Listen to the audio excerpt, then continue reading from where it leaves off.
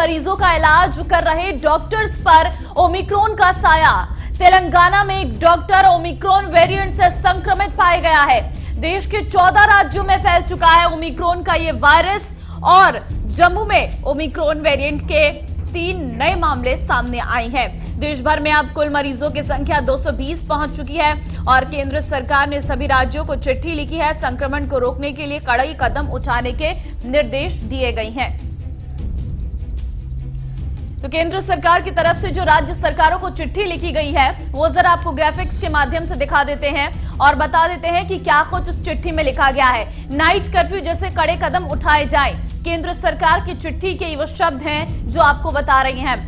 साथ ही war room emergency operation centres को एक्टिव करें, ये कहा गया है केंद्र सरकार की तरफ से राज्यों को लिखी गई चिट्ठी में। साथ ही कोरोना के नए cluster containment zone buffer zone बनाए जाएं, ये भी जानकारी दी गई है क्योंकि अब केंद्र सरकार सतर्कता बरतती नजर आ रही है। क्लस्टर के सैंपल को जीनोम सीक्वेंसिंग के लिए भेजा जाए, ये भी कहा गया है क्योंकि जीनोम सीक्वेंसिंग ओमिक्रॉन वेरिएंट का पता करने के लिए सिर्फ एकमात्र उपाय है। Door to door case search testing जैसे जरूरी कदम भी उठाएं, ये भी जानकारी अभी सामने आई है। साथ ही आपको बता दें कि आरटीपीसीआर टेस्ट की संख्या भी बढ़ाई जाए, ये केंद्र की तरफ से कहा गया है राज्यों को। आरटीपीसीआर टेस्ट की संख्या बढ़ाने की भी बात कही गई है। कोरोना के सभी मरीजों के संपर्कों की ट्रेसिंग की जाए, जो भी मरीज हैं उनके जो संपर्क में लोग आए हैं उसकी ट्रेसिंग की बात भी की गई है। साथ ही जिला प्रशासन विदेशों से आए यात्रियों की भी निगरानी करे, इसका बात की भी जिक्र इस चिट्ठी में किया गया है। वहीं आपको बता दें कि राज्यों से 100% वैक्सीन पर फोकस करने की सलाह की गई है। केंद्र की राज्यों को ये चिट्ठी लिखी गई है जिसमें ये तमाम बातें लिखी गई है और साथ ही बड़ी सभाओं और कार्यक्रमों पर रोक लगाई जाए, इस बाबत भी जानकारी दी गई है कि बड़ी जो सभाएं हैं और कार्यक्रम है उन पर भी रोक लगाने की बात कही गई है। वहीं शादियों और अंतिम संस्कारों में लोगों की संख्या को सीमित किया जाए, इस बारे में भी इसमें जिक्र किया गया है। चाहे शादियां हो या अंतिम संस्कार हो, उसमें भी लोगों की संख्या को सीमित करने की बात कही है। अस्पतालों में मरीजों के लिए सुविधाएं बढ़ाई जाए, इसके बारे में भी जानकारी दी गई है कि अस्पताल में जो मरीज हैं उनकी सुविधाएं बढ़े, उसके लिए जतन किए जाएं। हैदर अली संवाददाता इस वक्त मेरे साथ जुड़ गए हैं, साथ ही न्यूज रूम से सहयोगी सोनिका इस वक्त मेरे साथ जुड़ गई है। हैदर, सबसे पहले आपके पास आऊंगी। ओमिक्रॉन का जो वायरस है जिस तरीके से वो बढ़ रहा है, 220 अब तक मामले सामने आ चुके हैं, क्या जानकारी? निश्चित तौर पर ममता, अगर देखा जाए तो अब जो ओमिक्रॉन की स्थिति है वो बढ़ती जा रही है क्योंकि 14 राज्य इसकी चपेट में आ चुके हैं, संख्या 220 हो चुकी है।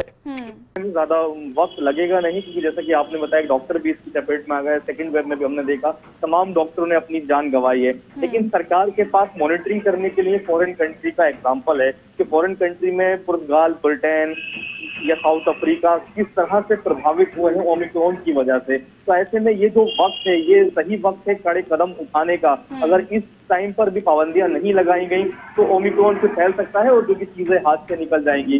अब आप देखें कड़ी पाबंदियां लगाने का अधिकार राज्यों को दिया गया है और खासकर जो लोकल एरिया है उसको गवर्नमेंट ने फोकस करा है कि जो जिले लेवल पर तैयारियां हैं आप उसको प्रूव करें। चाहे जिलों के अंदर वो वॉर रूम स्थापित करने की बात हो, हालांकि पहले से वॉर रूम चल रहे हैं, कॉल सेंटर, डेटा सेंटर या इसके अलावा टेस्टिंग की बात हो, ट्रैक करने की बात हो या वैक्सीनेशन पर ध्यान दिया जाए। लेकिन यहाँ जो पत्र लिखा गया है केंद्र सरकार की तरफ से, स्वास्थ्य विभाग की तरफ से, उसमें एक पॉइंट नोटिस करने वाला है। इसमें कहा गया है कि बड़ी सभाओं पर रोक लगाई जाए, लेकिन वो बड़ी सभाएं कर कौन रहा है? विपक्ष कर रहा है, सत्ता में बैठी सरकार कर रही है। आप देखें कोई भी पॉलिटिकल पार्टी हो, हर पार्टी की रैली में बड़ी तादाद में लोग पहुंच रहे हैं।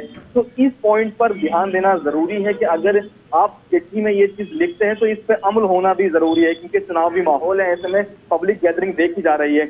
और पश्चिम बंगाल में जब चुनाव था तब सेकंड वेव पीक पर थी, उस दौरान बहुत नुकसान उठाया है, तो इससे भी सबक लेने की जरूरत है। ममता, यहाँ एक चीज और बता दूं, IIT कानपुर के वैज्ञानिक हैं मनिंदर अग्रवाल और IIT हैदराबाद के वैज्ञानिक हैं M विद्यासागर, दोनों की ज्वाइंट स्टडी सामने आई है जिसमें उन्होंने कहा है कि फरवरी में ओमिक्रॉन पीक पर हो सकता है। उन्होंने जो फॉरेन कंट्री का डेटा उठाकर अपनी स्टडी तैयार की है उसमें इस चीज का खुलासा किया है कि फ्लू के जो फरवरी के जो शुरुआती हफ्ते होंगे उसमें ओमिक्रॉन पूरे पीक पर जाएगा। लेकिन क्योंकि ज्यादा लंबे वक्त पीक पर रहेगा नहीं, आने वाले 2-3 हफ्तों फिर ये डाउन हो जाएगा। क्योंकि साउथ अफ्रीका का उन्होंने एग्जाम्पल इस स्टडी में शेयर बिल्कुल किया है। सतर्कता की बेहद जरूरत है और लगातार वैज्ञानिक इस पर अपनी जो चर्चाएं हैं वो कर रही हैं। अगर आप बने रहिए मेरे साथ। सोनिका, अगर बात करें, केंद्र सरकार ने राज्यों को चिट्ठी लिखकर निर्देश तो दे दिए हैं, लेकिन राज्यों ने अपनी तरीके से क्या तैयारियां की हैं? क्योंकि 14 ऐसे राज्य हैं जहां पर ओमिक्रॉन अब फैल चुका है।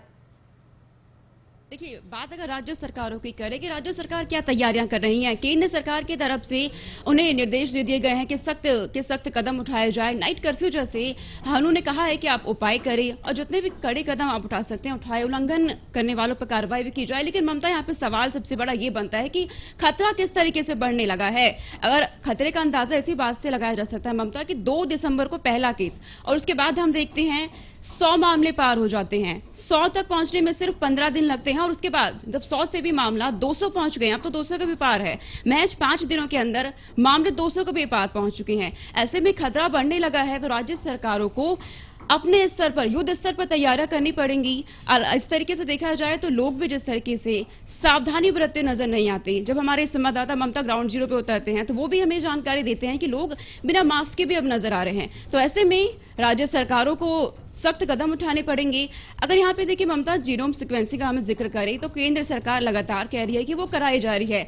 सभी जितने भी टेस्ट सामने आ रहे हैं उनकी जीनोम सीक्वेंसिंग, लेकिन इसी को लेकर डॉक्टर वीके पॉल की तरफ से पहले ही चेतावनी जारी कर दी गई थी कि दुनिया में देखिए भारत दूसरे स्थान पे आ गया है जीनोम सीक्वेंसिंग करने के मामले में। लेकिन उसके बावजूद देखिए ममता, किस तरीके से मामले लगातार बढ़ रहे हैं। और डॉक्टर वीके पॉल की तरफ से ये भी देखिए पहले कह दिया गया है कि जीनोम सीक्वेंसिंग हो रही है, लेकिन हर व्यक्ति की होना संभव नहीं है। तो ऐसे में जरूरी है कि केंद्र सरकार निगरानी रखे, मॉनिटरिंग उनकी तरफ से लगातार की जाए, राज्य सरकारें अपने स्तर पर तमाम व्यवस्थाएं की जाए। हालांकि केंद्र सरकार और राज्य सरकारें कह रही हैं कि हम अस्पतालों में तमाम व्यवस्थाएं कर रहे हैं, बेड बढ़ाने पर उनका ध्यान है, क्योंकि पहली और दूसरी लहर में देखा गया था किस तरीके से अस्पतालों में कमी देखी गई थी। और अगर बात की जाए मामलों की तो देखिए डॉक्टर वीके पॉल की तरफ से ये भी कहा गया कि ब्रिटेन में जो हालात हो रहे हैं इस वक्त, वहां से अगर हम भारत की तुलना करें तो आबादी भी लिहाज भारत की ज्यादा है। तो इस लिहाज से बहुत जरूरी है कि केंद्र सरकार समय रहते सभी व्यवस्थाएं करे। देखिए दक्षिण अफ्रीका, जहां पर ये केस सबसे पहले आया था, भारत की आबादी 20 गुना है वहां से जनसंख्या के लिहाज से। ग्रामीण क्षेत्रों की बात करें तो वहां पे अभी तक 50% टीकाकरण हुआ है, शहरी क्षेत्रों की बात करें तो 75%। बिल्कुल लगातार संक्रमण बढ़ा है। जरूरी है कि दोनों सरकारें मिलकर